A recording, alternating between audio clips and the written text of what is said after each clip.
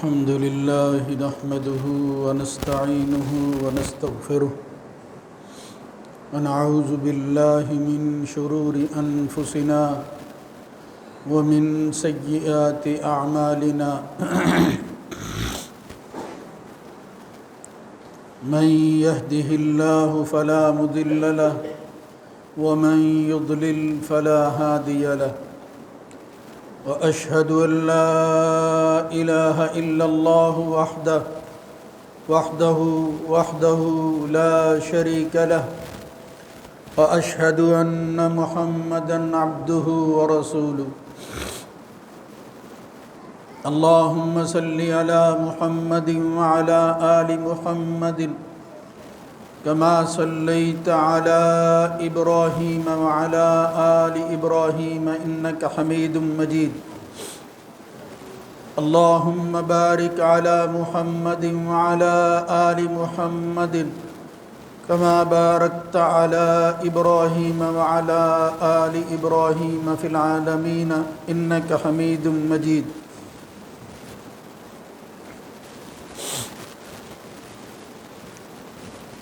أما بعد فإن خير الحديث كتاب الله وخير الهدى هدى محمد صلى الله عليه وآله وسلم وشر الأمور محدثاتها وكل محدثة بدعة وكل بدعة ضلالة وكل ضلالة في النار رب أعوذ بك من همزات الشياطين من همزه ونفخه ونفثه يا أيها الذين آمنوا اتقوا الله حق تقاته ولا تموتن إلا وأنتم مسلمون يا أيها الناس اتقوا ربكم الذي خلقكم من نفس واحدة وخلق منها زوجها وبث منهما رجالا كثيرا ونساء واتقوا الله الذي تساءلون به والأرحام إن الله كان عليكم رقيبا يا أيها الذين آمنوا اتقوا الله وقولوا قولا سديدا يصلح لكم أعمالكم ويغفر لكم ذنوبكم ومن يطع الله ورسوله فقد فاز فوزا عظيما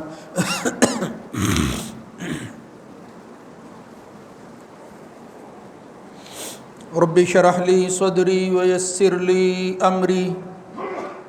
واحلل عقدة من لساني يفقهوا قولي ومن الليل فتهجد به نافلة لك عسى أن يبعثك ربك مقاما محمودا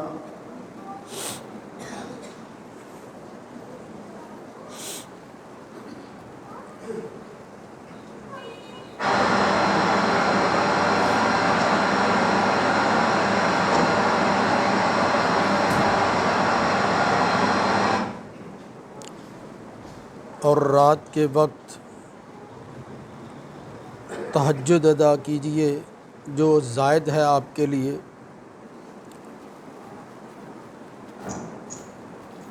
امید ہے کہ آپ کو آپ کا رب مقام محمود پر اٹھائے گا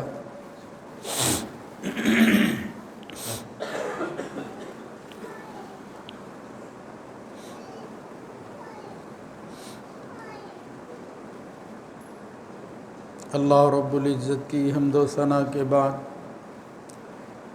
درود و سلام سید الرسل خاتم النبیین جناب محمد الرسول اللہ صلی اللہ علیہ وآلہ وسلم کی ذات گرامی پر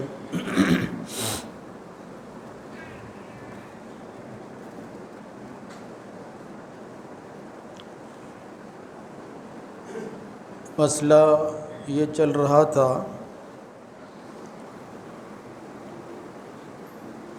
کہ نبی کریم صلی اللہ علیہ وآلہ وسلم کے مقام، مرتبہ اور شان و عظمت کے لیے غلو سے کام نہیں لینا چاہیے، افراد تفرید سے ہٹ کر اکتفا کرنا چاہیے اور اس کو بڑا سمجھنا چاہیے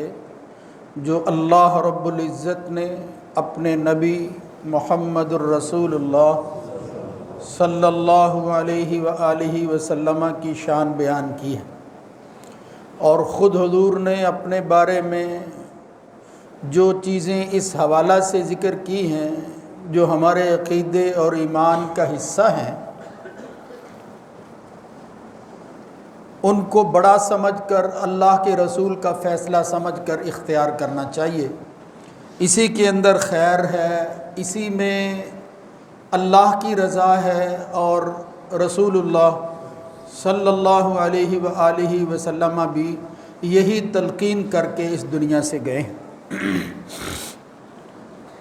اس حوالہ سے وہ ثابت شدہ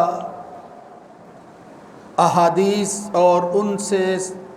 اخذ کردہ مسائل جن میں اللہ رب العزت نے اپنے کتاب قرآن مجید فرقان حمید کے بعد اپنے نبی کو بتایا کہ اپنے حوالہ سے لوگوں کو اس طرح متعارف کروا دیں، لوگوں کو بتائیں کہ آپ کی شان، آپ کا مقام وہ کیا ہے۔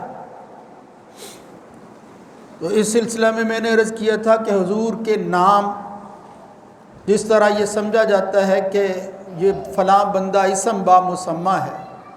یعنی جو صفات اور نام حضور کے ثابت ہیں وہ صرف حضور ہی کے لائق ہیں، اور واقعتاً اللہ رب العزت نے جن چیزوں کا انتخاب کیا ہے اس میں بڑی حکمت، اور پھر اسی کی وجہ سے حضور کی نسبت اور آپ کا تعارف جو ہے وہ آگے بڑھا ہے، تو مسلمانوں کو بھی یہی تعارف پیش کرنا چاہیے۔ اس حوالہ سے صحیح روایات کو دیکھیں تو جو چیزیں مزید سامنے آتی ہیں ان کی تفصیل تو ممکن نہیں ہے، لیکن چند چیدہ باتیں جو ہیں میں ان کی طرف اشارہ کرتا ہوں۔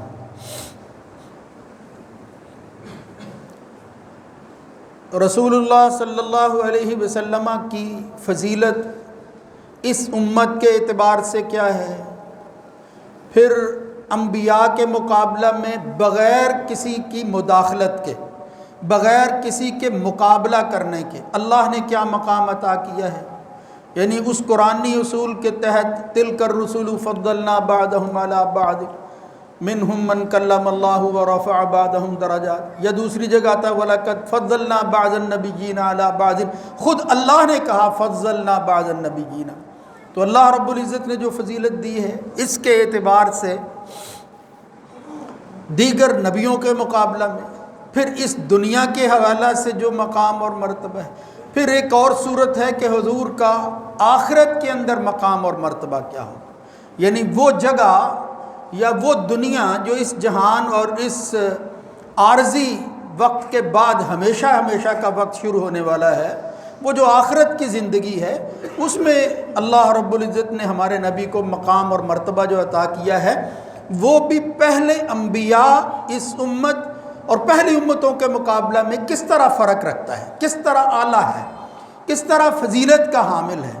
یہ جو چیزیں بعض تخصیص کے ساتھ، خصائص کے لفظ کے ساتھ جو ہے کمالات اور فضائل کو اور مناقب کو بیان کرتے ہوئے خود نبی کریم صلی اللہ علیہ وسلم نے جن کا ذکر کیا ہے وہ کون سی ہیں، ان میں اگر آخرت کے حوالہ سے دیکھا جائے، دنیا کے اندر جو فضیلتیں ہیں اس کا ذکر ہوتا رہتا ہے، نصرت بالرعب مسیرۃ شہر، جعلت لی الارض خمسا، یعنی اس طرح کی کئی چیزیں ہیں، لیکن آخرت کے اندر جہاں واقعتاً یہ دیکھا جائے گا کہ وہ میدان، وہ حشر جب بپا ہوگا تو اس وقت پھر کسی کو بولنے کی جرت نہیں ہوگی۔ یوم یقوم الروح والملائکۃ صفا، روح القدس جیسی شخصیات جو ہیں وہ صفوں میں کھڑے ہوں گے، لا یتکلمون الا من اذن له الرحمن وقال صوابا، رحمان کی اجازت کے بغیر وہ بول نہیں سکیں گے، اور جو کچھ بولیں گے حق اور سچ بولیں گے۔ اس وقت پھر دیکھا جائے گا نگاہیں اٹھا اٹھا کر، تو محمد الرسول اللہ صلی اللہ علیہ وآلہ وسلم کو اللہ وہاں جو عزت جو مقام دے گا، ان میں سے ایک کا تذکرہ جو ہے وہ یہاں اس آیت کے اندر ہے، وَمِنَ اللَّيْلِ فَتَهَجَّدْ بِهِ نَافِلَةً لَكَ۔ آپ یہ تہجد پڑھیے، نافلۃ لک جو فرض نہیں ہے۔ یہاں بعض لوگ ویسے میں عرض کر دوں ترجمہ کرتے ہیں کہ یہ نافلۃ لک کا مطلب یہ ہے یہ زائد ہے آپ کے لیے، یعنی حضور کے لیے یہ فرض تھی، یہ مطلب ہرگز نہیں ہے۔ اللہ کے رسول کے لیے بھی یہ نماز فرض نہیں تھی تہجد کی، دوسروں کی طرح تھی، لیکن زائد ہے، ان فرائض کے علاوہ ہے جو دن اور رات کے پہروں میں 5 وقت ادا کی جاتی ہیں، اس لیے فرمایا نافلۃ لک۔ پھر ساتھ ہی کہا اللہ رب العزت عسیٰ ان یبعثک، یہ عسیٰ کا لفظ جو ہے یہ انسانوں کے لیے ہو تو پھر ہے یہ امید ہے، لیکن جب اللہ کی طرف نسبت ہو تو پھر اس میں امید والی بات نہیں کہ احتمال ہے کہ نہ بھی ہو، امید کا یہ مطلب ہوتا ہے نہیں، اس میں یقین ہوتا ہے۔ عسیٰ ان یبعثک، شک والی کوئی بات نہیں ہے کہ اللہ رب العزت آپ کو آخرت کے اندر ایک ایسے مقام پر کھڑا کرنے والا ہے، مقام محمود، مقام محمودہ، جس کا نام ہی یہ ہے کہ وہ تعریف کے قابل مقام ہے، اس سے بہتر جو ہے وہ مقام کوئی نہیں ہوگا۔ آگے میں شاید عرض کروں گا اگر آج ٹائم ملا کہ یہ مقام محمود کیا ہے، لیکن اس ضمن میں اس کے آغاز کے اندر ترتیب کا لحاظ رکھتے ہوئے اگر دیکھا جائے تو ایک حدیث کے اندر نبی کریم صلی اللہ علیہ وآلہ وسلم نے خود ارشاد فرمایا، انا اول من ينشق عنه القبر انا سید ولد آدم یوم القیامہ، یعنی پہلی تو بات یہ فرمائی کہ میں قیامت کے دن ولد آدم یعنی آدم کی جتنی اولاد ہے ان کا سید اور سردار ہوں، وانا اول من ينشق عنه القبر، اس زمین میں حشر کے بپا ہونے سے پہلے یہ زمین سب سے پہلے جس کو اٹھائے گی جو نکلے گا تو وہ میں ہوں گا، وَأَوَّلُ شَافِعٍ وَأَوَّلُ مَشْفُوعٍ، میں سب سے پہلا وہ ہوں گا کہ جو سفارش کروں گا، اور سب سے پہلا ہی وہ ہوں گا جس کی سفارش قبول بھی کی جائے گی۔ آپ اندازہ کریں، یعنی اللہ کے رسول کی تعریف میں اس سے بہتر کیا کلمات ہو سکتے ہیں؟ انا سید ولد آدم، اولاد آدم میں سے اگر کوئی سید بن کر اٹھے گا جس کی سیادت کے اندر دنیا جو ہے وہ پھر ماتحتی کرتے ہوئے آگے بڑھے گی، وہ میں محمد صلی اللہ علیہ وسلم۔ تو سید ہونا کسی قوم کا، دنیا کے اندر بھی آپ دیکھیں کہتے ہیں فلاں بندہ جو ہے وہ سید ہے، سردار ہے، یعنی اس کے پیچھے لوگ چلتے ہیں، اس کی قیادت اور سیادت کا لوگ حصہ ہوتے ہیں۔ سید اس معنی میں لیا جاتا ہے، وہ ہمارے ہاں والے سید نہیں ہے جو عام طور پر یہ کہا جاتا ہے یہ فلاں شاہ صاحب ہیں، نہیں، فرمایا سید ولد آدم، میں قیادت کروں گا، سیادت کروں گا، قیادت میرے ہاتھ میں ہوگی، جس طرح دوسری روایتوں کے اندر آتا بھی ہے وَبِيَدِي لِوَاءُ الْحَمْدِ، میرے ہاتھ کے اندر جو ہے وہ ایک جھنڈا ہوگا جو حمد کا جھنڈا ہوگا، اللہ کی تعریف بتائے ہوئے کلمات جو ہیں وہ اللہ کے ادا کروں گا، اور وہ جھنڈا جو ہے اس کو لہراؤں گا میں۔ یہ محمد الرسول اللہ صلی اللہ علیہ وسلم نے فرمایا۔ اس ضمن کے اندر جو مسائل کی بات ہے، حضور نے جو فرمایا میں انا سید ولد آدم، تو اس کا مطلب کیا ہے؟ یعنی میں ابن آدم کا جتنی بھی اولاد ہیں، یعنی اولاد آدم، تو کیا اس کے اندر خود حضرت آدم شامل نہیں ہے؟ تو پھر کیا اسی ضمن کے اندر اگر یہ باپوں کی نسبت سے دیکھا جائے تو عیسیٰ علیہ السلام نہیں ہوں گے؟ نہیں، مطلب یہ ہے کہ اکثریت پر محمول کیا جاتا ہے۔ وہ تو ایک اتفاق کی بات ہے کہ عیسیٰ کے باپ نہیں تھے، ورنہ عیسیٰ علیہ السلام بھی وہ حضور کے ماتحت ہوں گے۔ یہ جو بات کہی جاتی ہے کہ اس میں ابن آدم یا ولد آدم کا ذکر ہے، تو ولد آدم کے اندر باپوں میں وہ تو شامل نہیں تھے، حالانکہ وہ نسبت کی بات ہے، ورنہ اولاد آدم ہی ہیں، یعنی آدم کے بعد چلنے والی جتنی بھی نسل ہے اس میں عیسیٰ علیہ السلام بھی آتے ہیں، اور پھر واضح روایتوں کے اندر آتا ہے جس میں عیسیٰ علیہ السلام کا خاص طور پر ذکر آتا ہے۔ بہرحال یہ قیادت اور سیادت کے اعتبار سے کہ محمد الرسول اللہ صلی اللہ علیہ وآلہ وسلم جو ہے یہ قیادت کریں گے، یہ رہبر بن کر جو ہے وہ کھڑے ہوں گے، اور پھر اس کی صورت کیا ہوگی؟ ایک دوسری روایت کے اندر آتا ہے، فرمایا انا اول من یفیق ان الناس یا ان الناس یسعقون یوم القیامہ، وہ جو قرآن مجید میں آتا ہے کہ اللہ تعالیٰ نفخ جو ہے وہ سور کا وہ پھونکیں گے تو اس کی وجہ سے لوگ بے ہوش ہو جائیں گے، اور ایک وقت ایسا آئے گا کہ کسی کو ہوش نہیں آئے گی۔ فَأَكُونُ أَوَّلَ مَن يُفِيقُ، سب سے پہلے ہوش میں آنے والا جو شخص ہوگا، لوگوں کی قیادت کرنے کے لیے جو اٹھوں گا تو وہ میں ہوں گا۔ رسول اللہ صلی اللہ علیہ وسلم نے فرمایا، لیکن ایک روایت میں آتا ہے کہ میں دیکھوں گا فَإِذَا أَنَا بِمُوسَىٰ آخِذٌ بِقَائِمَةٍ مِّن قَوَائِمِ الْعَرْشِ فَلَا أَدْرِي أَفَاقَ قَبْلِي أَمْ جُوزِيَ بِصَعْقَةِ الطُّورِ۔ لیکن وہ کہتے ہیں نبی کریم صلی اللہ علیہ وسلم، اب یہ استثنائی شکلیں جو ہیں وہ میں عرض کر رہا ہوں، عیسیٰ علیہ السلام کے حوالہ سے ہو یا موسیٰ علیہ السلام کے حوالے سے ہے، سب سے پہلے افاقہ اس بے ہوشی کے عالم میں جو ہوش میں آئیں گے وہ خود سب سے پہلے نبی کریم صلی اللہ علیہ وسلم۔ لیکن حضور نے فرمایا میں نے دیکھا کہ اللہ کے عرش کے پائے جو ہیں ان میں سے ایک پائے کو موسیٰ علیہ السلام پکڑے ہوئے کھڑے ہوں گے، مجھ سے پہلے کھڑے ہوں گے۔ تو مجھے نہیں معلوم کہ وہ پہلے ان کو جو ہے وہ اللہ نے یہ فاقہ کیا ہے، وہ پہلے مجھ سے جو ہے وہ جاگے ہیں، یا ان کے ساتھ یہ معاملہ استثنائی شکل میں ہوا ہی نہیں ہے، وہ بے ہوشی میں آئی نہیں ہے، ان کے ساتھ یہ حالت طاری ہی نہیں ہوئی۔ اس لیے کہ امجوزیہ بساقت الطور، طور کے اندر اللہ رب العزت نے موسیٰ کو بلایا تھا، اس وقت جب وہ گئے تھے اور پھر انہوں نے ایک مطالبہ کر دیا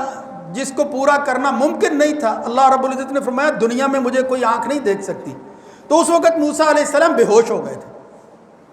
تو وہ جو بے ہوشی تھی، کیا اس کے بدلہ کے اندر اللہ تعالیٰ نے موسیٰ کو جو ہے وہ الگ رکھا ہے، یا اس آیت کے تحت وَنُفِخَ فِي الصُّورِ فَصَعِقَ مَن فِي السَّمَاوَاتِ وَمَن فِي الْأَرْضِ إِلَّا مَن شَاءَ اللَّهُ، من شاء اللہ کا معنی یہ ہے کہ کچھ لوگ بچ بھی جائیں گے، ان میں سے موسیٰ علیہ السلام بھی ہوں گے۔ تو یہ استثنائی شکلیں ہیں۔ بات جو عرض کرنا تھی وہ کیا ہے کہ ایسی صورت کے اندر روایتیں اگر مختلف ہیں تو ان کا ٹکراؤ نہیں پیدا کرنا چاہیے۔ یہ نہیں کہنا چاہیے کہ ایک جگہ جو ہے وہ یہ آتا ہے کہ موسیٰ علیہ السلام پہلے فاقہ میں ہوں گے، کہیں عیسیٰ علیہ السلام کا ذکر نہیں آتا، نہیں، ساری کو ملا کر نتیجہ اخذ کرنا چاہیے کہ کس طرح نبی کریم صلی اللہ علیہ وسلم سید ولد آدم ہیں، سیادت آپ کے ہاتھ میں ہوگی، سب سے پہلے آپ کو اٹھایا جائے گا۔ تو میں نے جس طرح عرض کیا کہ ایک واضح روایت جو ہے وہ اور آتی ہے جس میں یہ فرمایا کہ بیدی لواء الحمد، میرے ہاتھ میں جو ہے وہ لواء الحمد یا جھنڈا ہوگا، اور فآدم ومن سواہ تحت لوائی، آدم علیہ السلام کی اولاد نہیں، خود آدم بھی، اس سے معلوم ہوتا ہے آدم سے لے کر جتنی نسل ہے آخر تک وہ بھی، اور پھر ان کے علاوہ جتنے لوگ ہوں گے۔ اور بہقی کی ایک روایت ہے جس میں فرمایا انا سید العالمین، میں صرف سید ولد آدم نہیں، یعنی اولاد آدم ہی کا ذکر نہیں ہے، جہان کے اندر جو مخلوق موجود ہے، فرشتے ہیں، جن ہیں، سید العالمین اگر بن کر قیامت کے دن اللہ رب العزت کسی کو اٹھائے گا تو وہ میں محمد صلی اللہ علیہ وسلم۔ یہ معمولی شان نہیں ہے، یعنی اس کو ہم جو ہے وہ اس لیے کہ لفظ جو ہیں وہ عام سے ہیں اور ہم یہ سمجھتے ہیں کہ پھر اس کے اندر ہماری تشفی اور تسلی نہیں ہوتی کہ اللہ کے رسول کی یہ کیا شان ہے، اور یہی تو شان ہے۔ آپ اندازہ کریں دنیا میں کتنے کتنے لوگ، کیسے کیسے لوگ آئے ہیں، کتنی تعداد کے اندر افراد جو ہے وہ گئے ہیں، تاریخ کیا کیا بتاتی ہے، ان کے ہاتھوں سے اللہ تعالیٰ نے اس دنیا کے اندر کیا کیا کچھ کروایا ہے۔ وہ سد سکندری کے حوالے سے وہ جو سکندر اعظم ہے اس کو ہی دیکھ لیں، خضر علیہ السلام کو دیکھ لیں، اور پھر سب پیغمبروں کو دیکھ لیں۔ محمد الرسول اللہ صلی اللہ علیہ وسلم جب یہ سیادت اور قیادت کریں گے، آدم سے لے کر تمام مخلوق، جن، پیغمبر، وہ سارے کے سارے نبی کریم صلی اللہ علیہ وسلم کے ماتحت ہوں گے۔ یعنی سب سے زیادہ آگے بڑھ کر اللہ سے قرب حاصل کرنے والی شخصیت، اور سب سے پہلے اللہ کا قرب ملنے والا جس شخص کو جو ہے یہ اعزاز نصیب ہوگا وہ محمد الرسول اللہ صلی اللہ علیہ وسلم۔ اس لیے یہ سیادت اور قیادت کے حوالہ سے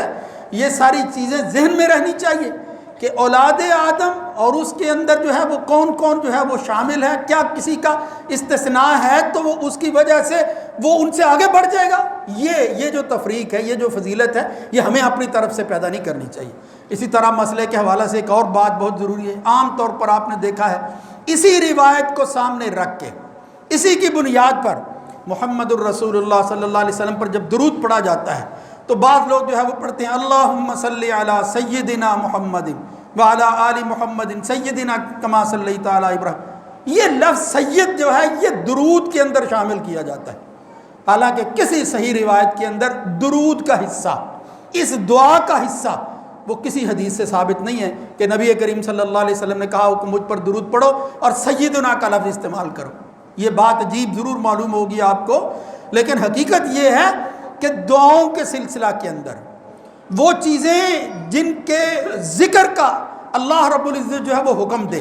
ان میں اپنی طرف سے اضافہ نہیں کرنا چاہیے، نہ کمی کرنی چاہیے نہ زیادتی کرنی چاہیے۔ یہ بالکل وہی ہے جس طرح رضیت باللہ ربا وبالاسلام دین وبمحمد الرسول والی بات ہے کہ محمد جو ہے وہ رسول بھی ہیں نبی بھی ہیں، تو کیا محمد الرسول اللہ کہنا چاہیے یا محمد النبی اللہ کہنا چاہیے؟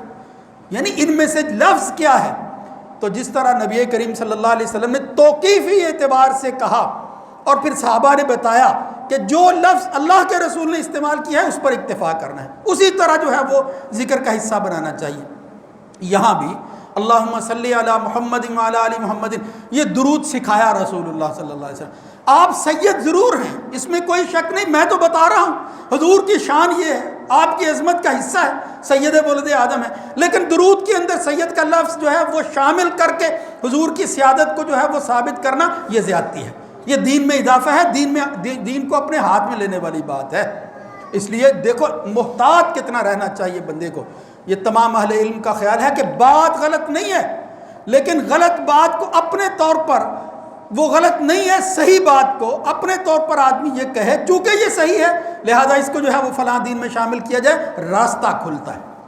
اس سے بدعات عام ہوتی ہیں، جرأت پیدا ہوتی ہے کہ حرج والی کوئی بات نہیں ہے۔ آپ عمومی اپنی زبان کے اندر اگر کہیں تو اس میں کہہ سکتے ہیں کہ نبی کریم صلی اللہ علیہ وسلم ابن آدم کے یا ولد آدم کے سید ہیں، سردار ہیں۔ جبکہ ایک اور روایت آتی ہے، عبداللہ بن شہیر کہتے ہیں رضی اللہ تعالیٰ عنہ کہ میں بنو عامر کے وفد کے اندر حضور کے پاس آیا اور پھر میں نے کہا انت سیدنا، آپ ہمارے سید ہیں۔ تو یہ بڑے فخر کی بات تھی، قیامت کے دن تو اللہ کے رسول سید ہوں گے، اس میں کوئی شک نہیں ہے، اور دنیا کے اندر بھی آپ سیادت کرتے ہوئے گئے ہیں، مگر محتاط الفاظ استعمال کرتے ہوئے جو اس وقت کا تقاضا تھا۔ عبداللہ بن شہیر نے جس وجہ سے کہا یا جس سے جو ہے وہ خدشہ پیدا ہوتا تھا کہ یہ لفظ بول کر کہیں یہ مراد نہ لی گئی ہو، کیا مطلب تھا کہ انت سیدنا، آپ کے پاس ہی ہے سب کچھ جو کچھ ہے، آپ ہی جس کو چاہیں جو کچھ دے سکتے ہیں، آپ کے علاوہ اس جہان میں کوئی نہیں ہے۔ تو نبی کریم صلی اللہ علیہ وسلم نے تصحیح کرتے ہوئے فوراً کہا السید اللہ۔ اور اگر سیادت مطلقہ یعنی بغیر کسی نسبت کے نبی کی جب بات ہوتی ہے تو کیا کہتے ہیں؟ سید ولد آدم،